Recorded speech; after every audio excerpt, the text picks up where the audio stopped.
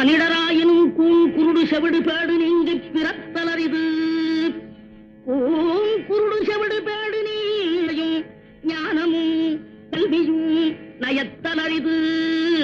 ஞானமும் கல்வியும் நயந்த காலையும் தானமும் தவமும் தான் சீதலரிது. தானமும் தவமும் தான் சீவராயும் வானவர் நாடு வழி திறந்திடுமே. அரியது கேட்டமைக்கு அழகாத தமிழில் விளக்கம் தந்த மூதாட்டியே, கொடியது என்ன? கொடியது கேட்கும் வடி வடிவேலாய் கொடிது கொடிது வறுமை கொடிது அதனினும் கொடிது இளமையில் வறுமை அதனினும் கொடிது